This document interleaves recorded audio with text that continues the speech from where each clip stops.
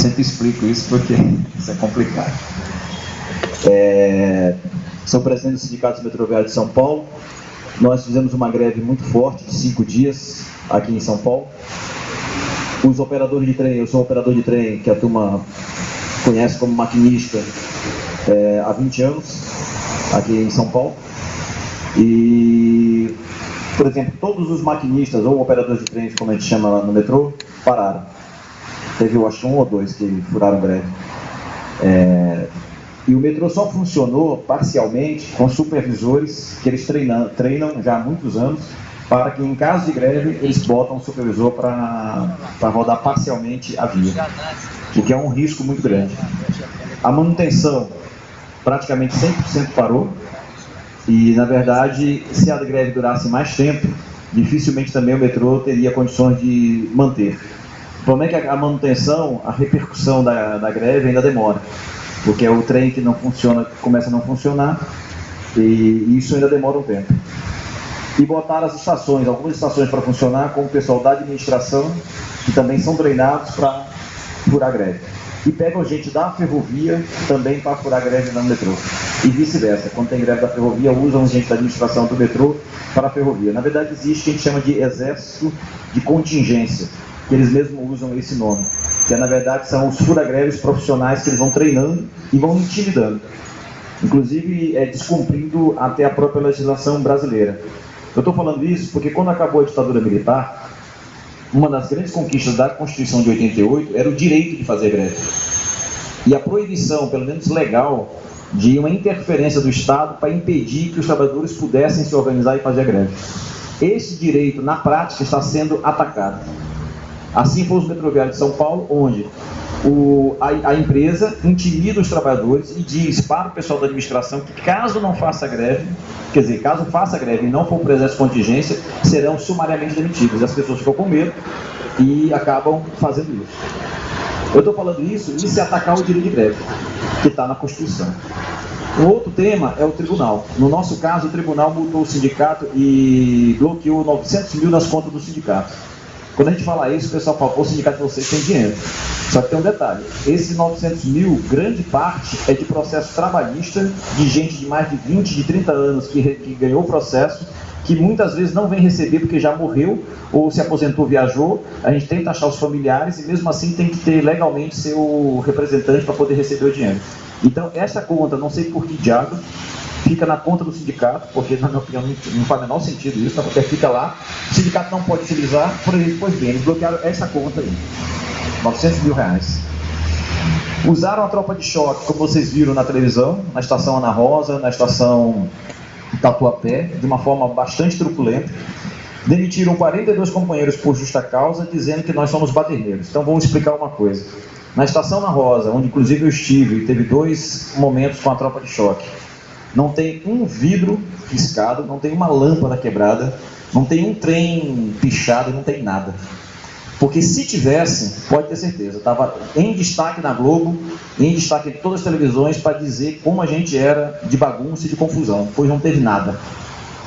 O que teve foi bombas, que não foram lançadas por nós, mas pela tropa de choque, contra os trabalhadores, depois de negociar a nossa saída. Por quê? Porque era um comitê de convencimento, onde os supervisores ligavam para a gente, aparece aqui que a gente sai.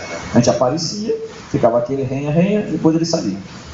Eu estou falando que a imprensa, que também é uma imprensa privada, certo? São grandes interesses, a Globo, a Band, todas elas, a não ser aqui a cultura, que não é privada, mas é ligada ao Estado, do governo, que por trás do governo está o setor privado, certo? Então na prática não muda muita coisa.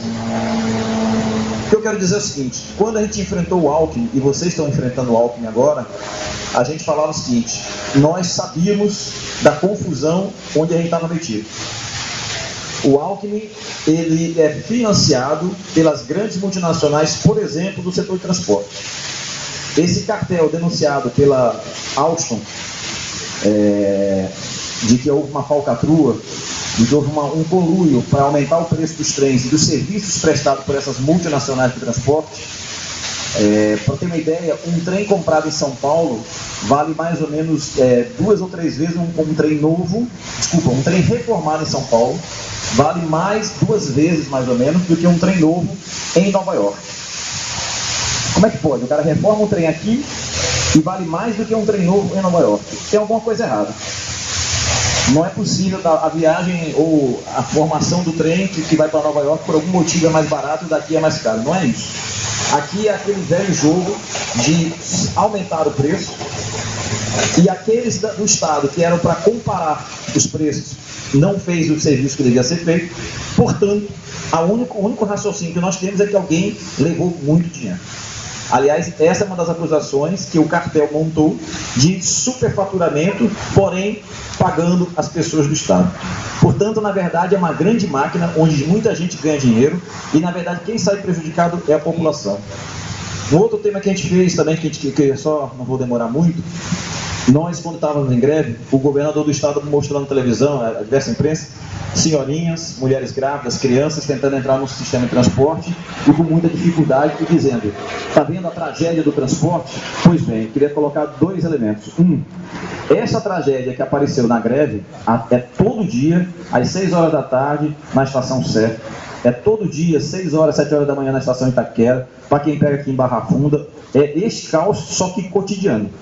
E eu não vejo a televisão perguntando quem é o culpado deste caos cotidiano. Mas tem culpa. Depois eu queria entrar nesse tema. Na greve, nós propusemos uma alternativa. Já que todo mundo supostamente está preocupado com a população e com os trabalhadores que vão se usar no transporte, nós fizemos uma alternativa. Se liberar a catraca, porque tinha que dar algum prejuízo para o Estado, os trabalhadores e o sindicato topavam trabalhar normalmente, mas desde que liberasse a catraca. Por quê? Porque teria prejuízo para o Estado, teria pressão em cima da empresa e ao mesmo tempo não prejudicava ninguém. Qual foi a resposta do governo? Não aceito, é impossível. O ano passado eles diziam que o problema não era o problema financeiro, é que isso causava tumulto. Eles botaram parcialmente para funcionar e também de alguma forma causou tumulto. O argumento deles é que não pode ter prejuízo à empresa. Então, na verdade, em nenhum momento pensou na população de verdade. Isso ocorre também agora com a ampliação do horário nos jogos de futebol que vocês viram recentemente. Certo? Estamos ampliando nos dias de jogo de futebol na semana para 00:30. Certo? O cara que vai assistir o jogo no Itaquerão vai ficar até 00:30. Nossa posição do sindicato, nós somos a favor de atender bem o usuário. Poderia funcionar até 24 horas por dia, se tivesse condições. Infelizmente não tem. Mas vamos lá. Não tem funcionário para atender quem entra no sistema de madrugada. Normalmente. Ainda mais se ampliar o horário com torcida grande entrando. Eu quero saber de onde o metrô vai tirar gente para botar lá 00:30 em Itaquera, se não tem gente hoje para ficar à noite. Segundo problema. Quem está na torcida de futebol são trabalhadores, que são fanáticos do seu time, gostam do seu time, Corinthians, qualquer time que tem. Eu sou santista. Graças a Deus. Qual o problema? São trabalhadores, porque o cara se sacrifica, vai torcer pelo seu time de futebol, no outro dia vai trabalhar, certo? Qual o problema? Por que o cara tem que pegar 00:30 lá em Itaquera, descer em Barra Funda, pegar um busão para chegar 1:30, 2 horas da manhã na sua casa, para depois trabalhar no dia seguinte? Por que ele não antecipa o jogo?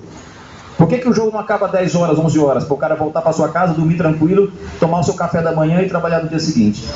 Por causa da Globo. Então, na verdade, o governador e mesmo o metrô estão a serviço da Globo e não, de fato, do torcedor. Eu estou falando isso porque a lógica que está no metrô de São Paulo, em tudo que é lugar, é a lógica do setor privado. Como faz os caras ganharem mais dinheiro, mesmo que prejudique a população. Só que ninguém diz isso com essa cara dura. Todo mundo diz que está tentando ajudar a população. Pois bem, o Alckmin vai ganhar uns pontos porque ampliou o horário. Ninguém vai dizer que ele está ajudando a Globo. Certo? Porque ele podia antecipar o horário. Ou ele, ou a cartolagem do futebol. Em relação às universidades, um grande debate que nós estamos fazendo, nós fizemos essa carta aberta para a população ontem, que o título é Alckmin implanta o caos em São Paulo, falta água, falta metrô, falta hospital. Nós queríamos debater, nós vamos fazer um outro material especificamente sobre as universidades. Porque qual é a campanha que tem na mídia e que está na cabeça de muita gente que acompanha ou sabe da greve das universidades? parece que as universidades públicas estão a serviço de um pouquinho de gente privilegiada e que, portanto, o Estado não deve gastar dinheiro nisso. Esse é o raciocínio básico que o governo do Estado utiliza e se utiliza para tudo que é lado. Vamos tentar entender, eu estou falando isso porque mesmo que a gente não ganhe todo mundo, é importante que a gente comece a dialogar para ver se é isso mesmo de verdade ou não. Porque se isso for de verdade, na verdade nas universidades públicas só tem privilegiado e a gente está trabalhando para um bando de privilegiado, então eu acho bom de repensar o que nós estamos fazendo, sabe? Como coletivamente. Agora vamos lá. Os meus avós diziam para mim que quem estudava no primeiro e segundo grau, na época, as escolas de primeiro e segundo grau eram as melhores escolas que existiam na época. Não era uma escola privada. Hoje é o inverso. Primeiro e segundo grau é uma desgraça, no sentido que pouco material, os professores desmotivados, sem estrutura para trabalhar corretamente, e qualquer trabalhador que tiver um pouco mais de grana, ele tenta botar o filho dentro da escola privada para ver se ele consegue ficar melhor. Essa é a situação que desmontaram o ensino fundamental e o ensino médio no país. Restou o quê? Restou a universidade. E a universidade, para qualquer país do mundo que queira ter conhecimento e queira se tornar de fato independente, ele precisa gerar conhecimento. A Argentina, saiu na televisão ontem, que deu um suposto calote lá na dívida, certo? Porque a dívida também tem que perguntar se de fato é daquela forma como estão colocando. Um dos problemas da Argentina, que era um dos grandes países desenvolvidos, ou um dos mais desenvolvidos da América do Sul, e que hoje está muito abaixo do Brasil, vendia carne e vendia matérias-primas. E se ferrou depois. O Brasil, de verdade, ainda continua sendo um grande vendedor de commodities. A nossa grande produção é vender ferro, vender soja, vender laranja e vender um monte de coisa. Mas também temos um parque industrial. Detalhe, para o país, de fato, se desenvolver, queira se desenvolver para o futuro, tem que gerar tecnologia. E eu não imagino que essa tecnologia vai existir só pela mão do setor privado. Isso não vai funcionar. Vou dar um exemplo. A internet. Quem inventou esse negócio aí foi os Estados Unidos, com alto financiamento do setor estatal dos Estados Unidos, também para o setor privado, mas para ter acesso e ele controla tudo. Portanto, os Estados Unidos financia tudo do setor estatal, mesmo que via do setor privado. O que eu quero dizer é o seguinte: quando o Alckmin desmonta as universidades, na prática, que ele está fazendo, mas não só o Alckmin, quando eles desmontam as universidades públicas, na verdade, eles estão dizendo o seguinte: não nos interessa mais ter conhecimento, nem técnico, nem crítico, nem cultural, nem nada. Nos interessa desmontar isso e tentar fazer parecido com o que fizeram com o ensino do primeiro e do segundo grau. Portanto, o que está falado para o Brasil como perspectiva para o futuro é a gente ser mais colônia do que nós já somos. Eu me lembro aqui em Santo Amaro, em São Paulo, aquela fábrica que era uma fábrica privada, mas que boa parte dos engenheiros da USP ficavam lá, era um dos polos de conhecimento. E, se eu não me engano, era uma fábrica holandesa ou alemã que comprou. A primeira tarefa que eles fizeram foi demitir todo o corpo técnico, toda a engenharia foi demitida. Por quê? Porque quem pensa são eles. Aqui vocês fabricam. Então nós somos predestinados a fabricar coisas, a ser reprodutores de coisas, não de conhecimento. Portanto, quando atacam a universidade, não estão atacando aquele ou esse estudante. Eles estão atacando o conhecimento de São Paulo e o conhecimento do Brasil. É isso que está por trás. Segundo elemento: se os garotos que entram na universidade são filhos de classe média, de classe alta, ou quem quer que seja, esse não é exatamente o problema. O problema é que deveria ter acesso à população mais pobre para as universidades públicas. Portanto, precisava não ter menos universidade pública, precisava ter mais universidade pública, de qualidade. Portanto, o que o Alckmin faz, além de tudo, é privilegiar mais ainda. Porque as boas universidades públicas que estão se desmontando estão cada vez mais restritas, porque tem menos dinheiro, tem menos professores, menos funcionários com capacidade, significa desmontar, e o garoto da periferia com muito mais dificuldade para entrar na universidade pública, porque o funil está diminuindo. E como perspectiva futura, ou não vai existir, ou vai cair tanta qualidade, e aí talvez vai ficar igual o primeiro e segundo grau, o pessoal da periferia vai para a universidade sem condições de ensino. Eu estou pensando o seguinte: na verdade não se pensa de fato na periferia, na comunidade, e nem no conhecimento se pensar pelo menos como nação ou como Estado independente. É esse desmonte que está sendo feito nas universidades. Minha opinião, vocês estão certos em lutar, e às vezes vocês estão certos, como qualquer outro trabalhador, briga logo pela que está na sua frente, pelo seu umbigo, que é pelo salário, mas o que está por trás não é só o salário.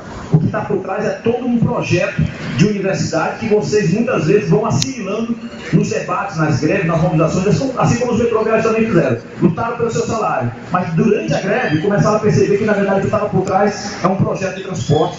Qual é o tipo de transporte, quem paga o transporte, se tem que ser estatal, se tem que ser privado. Aí começou um monte de debate e você começa a elevar o seu nível de consciência. Portanto, vocês estão de parabéns por tudo que estão fazendo. É uma luta coletiva, nem sempre a gente sai totalmente vitorioso de uma greve, mas vocês, no mínimo, como a gente também do eleitor fez, a gente sai de alma lavada por tudo que nós fizemos. Nós vamos ter a alegria de ter lutado. Aqueles que furam greve não têm essa possibilidade, não têm essa alegria. É que nem amor. Só tem a alegria de ter um amor, de ter um carinho, de ter um sentimento, quem tem. Quem fica só imaginando o que seria, não consegue ter algo parecido. E só quem pode lutar e dizer, depois eu lutei pela universidade pública, e para ter uma qualidade, condições de trabalho, mas também pensando para o futuro, são vocês. Porque os fura-greve, essa alegria eles não vão ter. Eles vão ter que se esconder, eles vão ter que, na verdade, rebaixar o seu nível de consciência, vão ter que rebaixar, na verdade, a sua capacidade intelectual. Porque tem horas na vida que você tem que encarar as coisas como são. Mesmo que você tenha prejuízo financeiro, mesmo que você perca dias de trabalho. E daí? A gente perde tanta coisa, por que não pode perder um dia de trabalho se você está fazendo uma luta justa? Portanto, parabéns para vocês por todos os dias de greve, pela fibra que vocês estão tendo, e a nossa intenção como sindicatos metroviários é apoiar a greve de vocês, e na próxima carta aberta para a população que nós vamos fazer, um dos temas vai ser as universidades, a gente pedir apoio de vocês para redigir, para ver a melhor forma de fazer, para tentar dialogar com a população. Porque o diálogo com a população é muito importante, porque é uma das maneiras de tentar combater este governo agora, mas pensando estrategicamente. Então, um abraço a todos, parabéns pela luta.